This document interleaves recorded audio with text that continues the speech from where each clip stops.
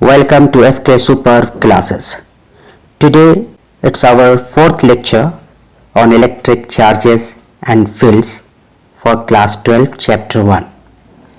In the last lecture we studied about principle of superposition.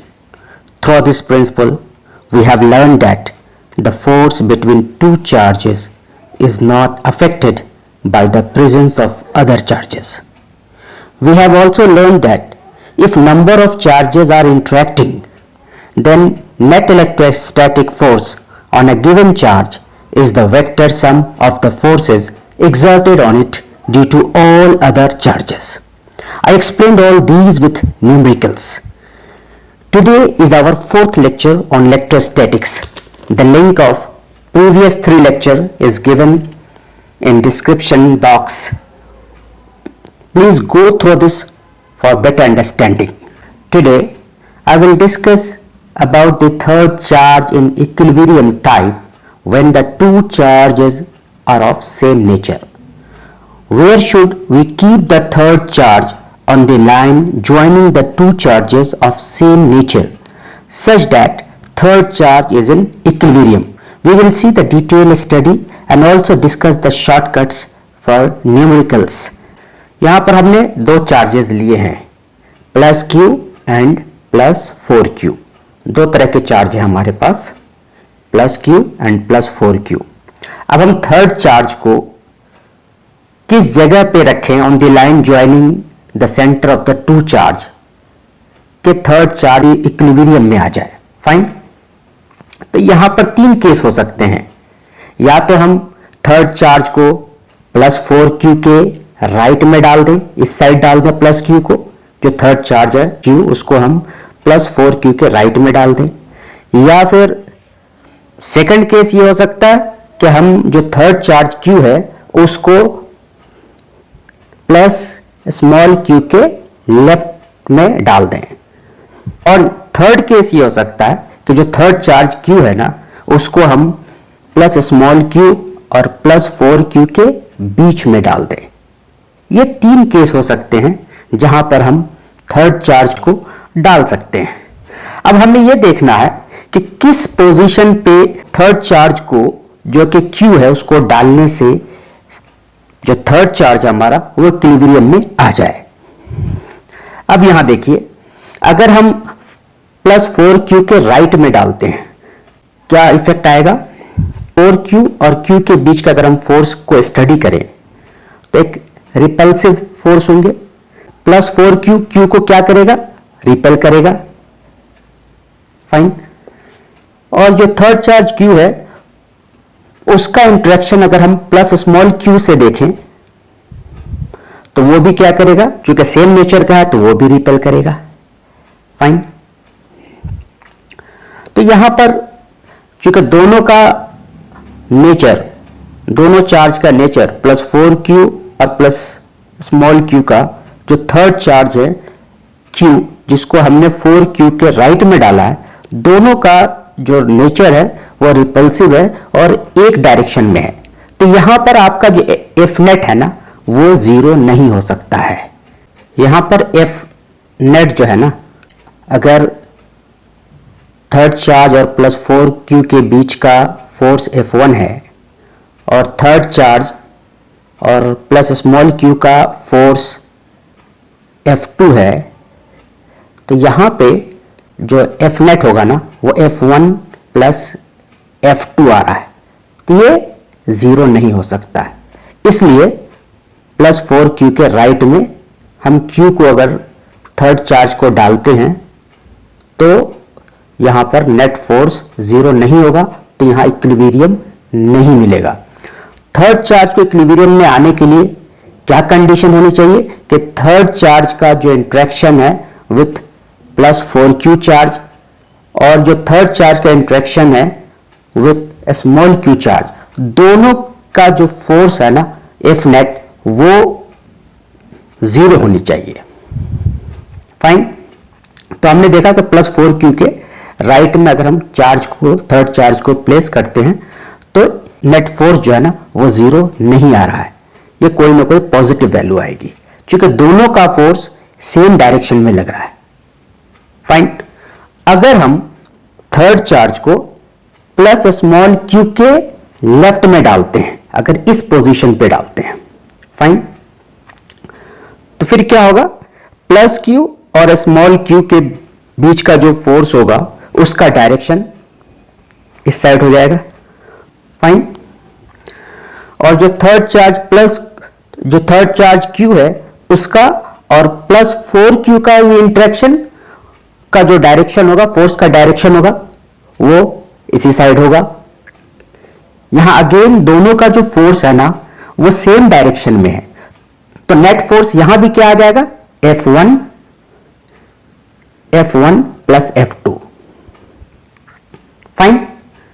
तो यहां पर भी कोई ना कोई पॉजिटिव वैल्यू आएगी। यहां पर F नेट जो है ना 0 नहीं हो सकता है, F net not equal to 0। तो हमने ये देखा कि थर्ड चार्ज को अगर हम 4q के राइट में डालें या फिर स्मॉल q के लेफ्ट में डालें तो वहां पर F नेट जो है ना वो 0 नहीं आ रहा है, कोई ना कोई वैल्यू आएगी। इसलिए इन दोनों पोजीशन पे जो F नेट है वो 0 नहीं है, तो ये दोनों पोजीशन पे इक्विलिब्रियम नहीं आएगा थर्ड चार्ज का। हमने देख लिया कि थर्ड चार्ज को जब हम आउटसाइड बोथ द चार्जेस डालते हैं तो F नेट 0 नहीं हो रहा है, जिसकी वजह से यहां पर इक्विलिब्रियम नहीं मिलेगा। तो दो कंडीशन हमने स्टडी कर ली, अब थर्ड कंडीशन पे जाते हैं। फाइन।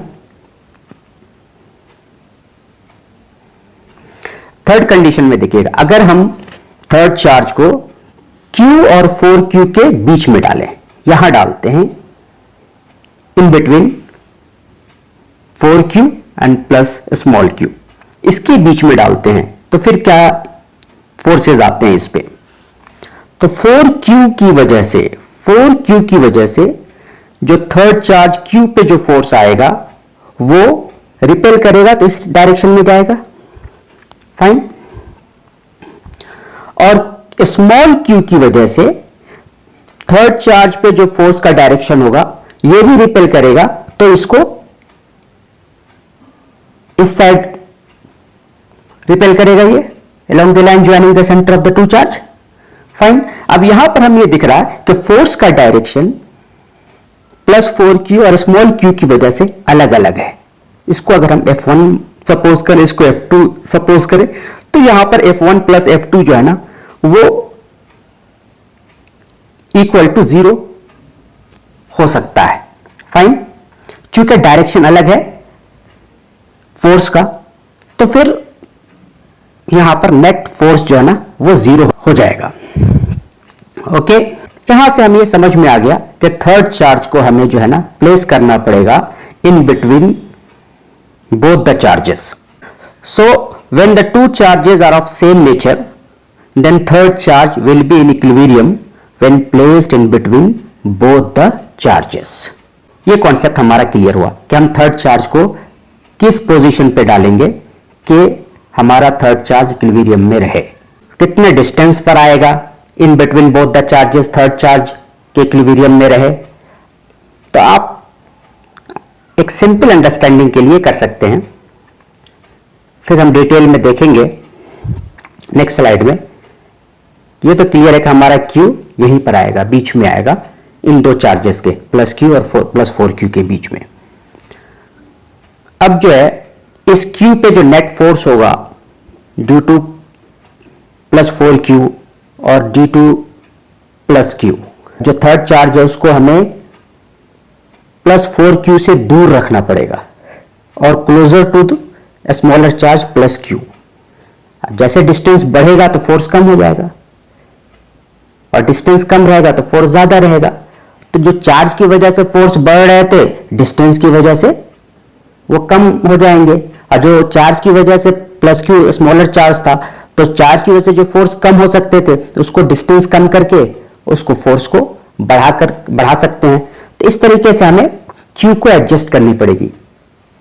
तो इससे ये क्लियर हो रहा है कि Q जो है ना वो प्लस 4q से थोड़ा दूर जाएगा और प्लस स्मॉल q के नजदीक रहेगा, जिससे जो डिस्टेंस है ना between the third charge and the plus 4q वो बढ़ जाए और third charge and plus small q के बीच का जो डिस्टेंस है वो घट जाए, जिससे फोर्स हमारा दोनों का F1 और F2 बराबर आ जाए। अब हमें इस पे वर्क करनी है। नेक्स्ट स्लाइड में देखते हैं कि किस पोजीशन पे नेट फोर्स जो है जीरो हो जाए। For equilibrium F net on third charge Q is equal to 0। Equilibrium का कंडीशन है कि net force on the third charge 0 होनी चाहिए। अगर हम force on third charge due to small q देखते हैं, q को थर्ड चार्ज को स्मॉल q से x डिस्टेंस पे डाला है। फाइन, स्मॉल q और 4q के बीच का डिस्टेंस l है, यह डिस्टेंस l है।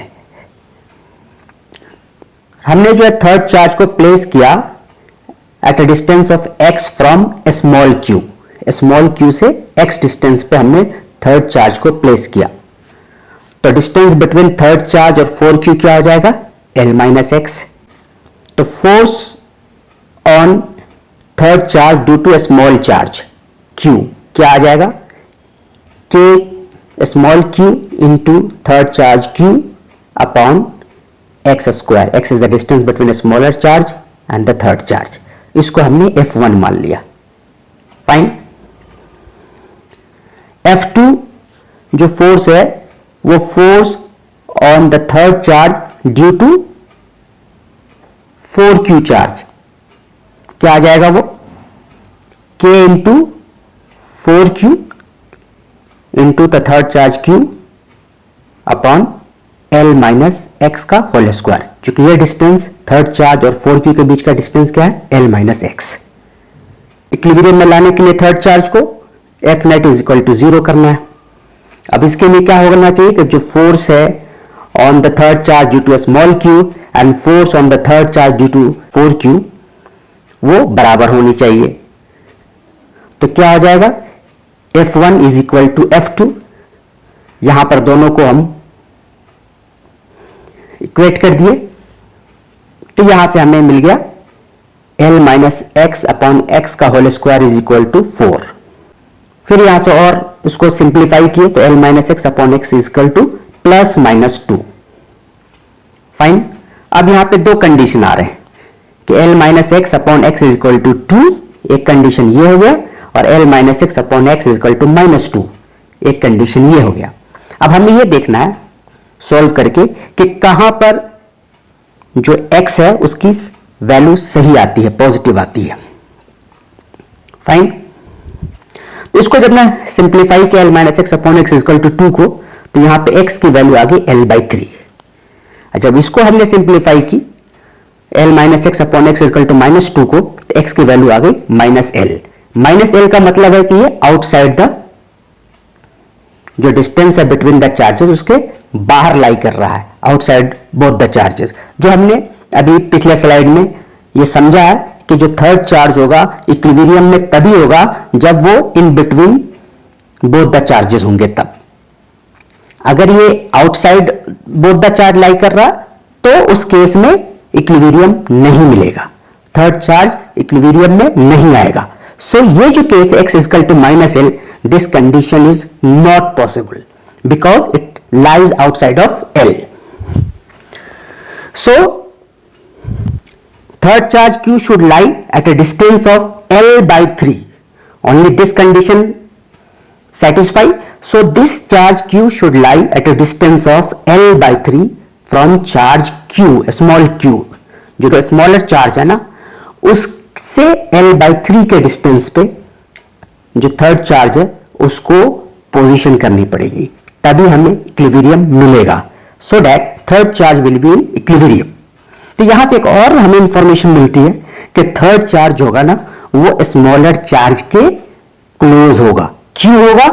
चूंकि भाई स्मॉल चार्ज है, क्वांटिटी कम है, तो डिस्टेंस को कम रखेंगे तो force electrostatic force due to small charge अच्छा आएगा, और 4q एक बड़ा चार्ज है तो उसके डिस्टेंस को दूर रखनी पड़ेगी उससे, तब वो जाकर के उसका जो फोर्स आएगा और स्मॉल चार्ज की वजह से जो फोर्स आएगा तभी वो एक दूसरे को कैंसिल आउट कर पाएंगे, तभी नेट फोर्स जीरो हो पाएगा। फाइन। तो यहां पे हमें दो लर्निंग मिल रहा है, दोनों लर्निंग हमने एक्सप्लेन की है, एक बार आप रिकॉल कीजिए, थिंक कीजिए कि वो कौन सी दो लर्निंग हमने इस क्वेश्चन को करने के बाद अर्न की है, क्या सीखा हमने। Fine, just think over it. वो दो लर्निंग क्या थे? What are the two learnings? First, अगर सेम काइंड ऑफ चार्ज हैं तो third charge will be equilibrium when placed in between both the charges. अगर दो सेम तरह के चार्ज हैं, प्लस प्लस हैं, माइनस माइनस हैं, तो इक्विलिब्रियम में लाने के लिए थर्ड चार्ज को उनके बीच में लाई करनी पड़ेगी।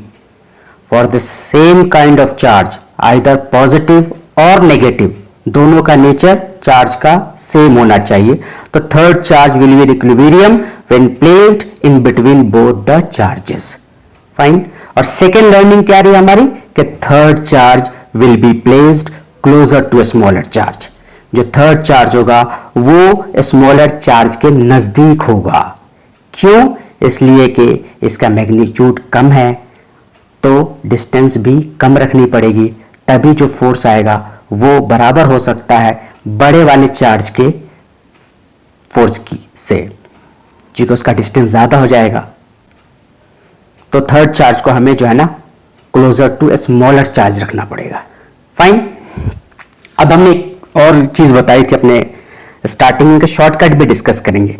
ये तो हमने सारी डिटेल समझाई ताकि आपको एक फील आए, समझ में आए कि कैसे नेट फोर्स जीरो हो रहा है, और अगर हम दोनों चार्ज के बाहर अगर देखते हैं तो नेट फोर्स जीरो नहीं हो रहा है तो क्यों नहीं हो रहा है, एक अंडरस्टैंडिंग के लिए सारी चीजें हमने समझाई आपको।